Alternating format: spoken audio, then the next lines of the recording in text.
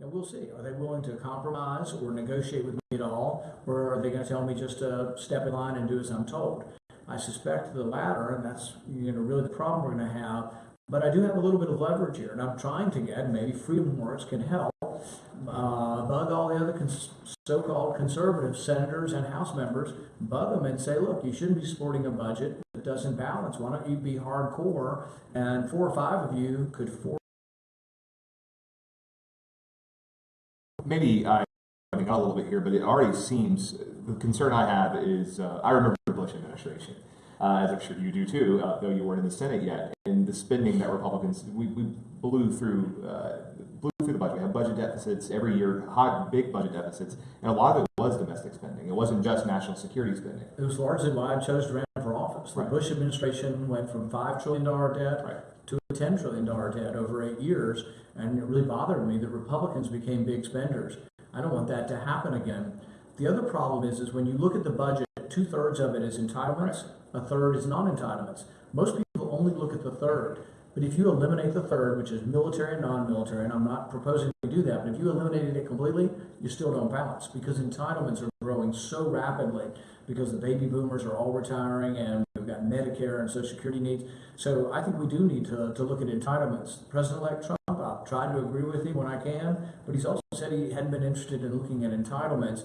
And I think if you are unwilling to do that, I just don't think you're a fiscal conservative, or you're serious about the significance of a $20 trillion debt. No, I think you have to look at entitlements. You have to take them seriously, because the most conservative estimate that out there says $54 trillion in unfunded liabilities. That's Medicare, Social Security over the next 75 years. The most ominous ones say more than $200 trillion in unfunded liabilities. So we have to take this seriously. Right, and there are ways you can do it, but the sooner you get to it, the better. Mm-hmm. So, for example, the main reason Social Security and Medicare are going bankrupt is that we're living longer, and that we had a whole bunch of babies born in the 40s and 50s, and then they had smaller families, and then their kids had smaller families. So it was a demographic shift.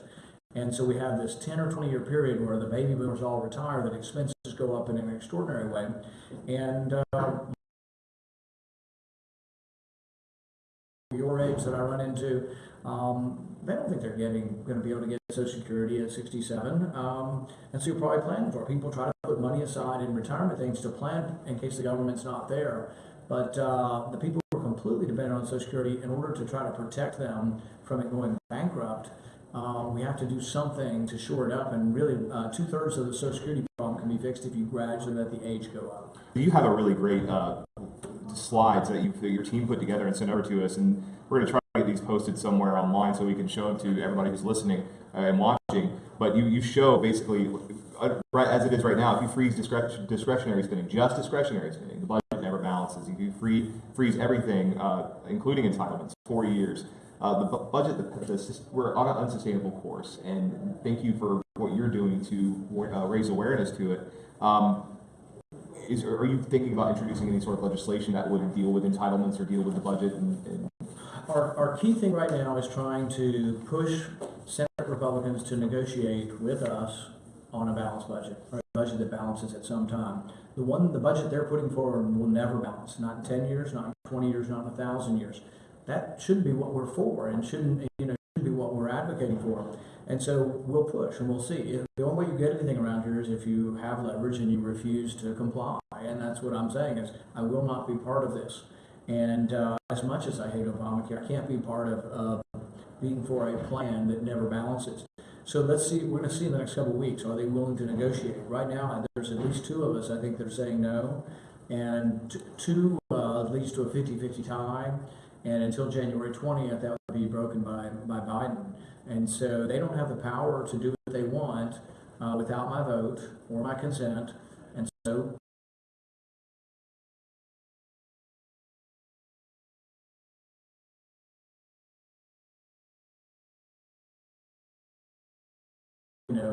astronomical increase, and we should try to correct some of that. Well, we look at the other countries, the Eurozone, where they've seen sovereign debt crises, and Greece, who they've experienced a sovereign debt crisis. We're ignorant if we think that can't happen here. It can happen even to the greatest, strongest country in the world, and we should not believe that we are immune to the forces of the economic rules. And so we do have to do something. I say the sooner the better. So for the FreedomWorks activists who are watching this right now, and the ones who plan to promote it to promote this video to over the next several days, what would you tell them? How can they get involved in this process? How can they give you aid to cut spending?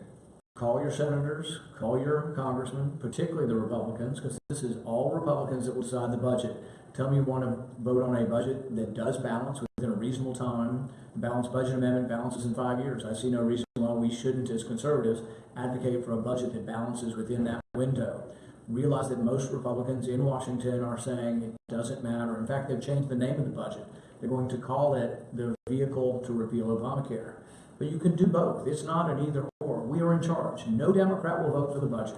So why don't we put forward something that we actually believe in that is conservative? It's a bad sign if we beg and plead and ask people for money and we get up here and we say it's going to be different when we're in charge, and then we're in charge of all three branches of government. The first thing we're going to do is pass a budget that never balances. I think that's a really bad plan. It's also, when we passed the Budget Control Act in 2011, we were told that we had to negotiate, we had to get this is the best we could get, spending caps. Well, we've blown through those spending caps twice. It sounds like we may be doing it again. Fiscal conservatives have a lot to be disappointed with Republicans in particular. The sequester was a slowdown in the rate of growth of spending. Spending was still going up every year with the sequester.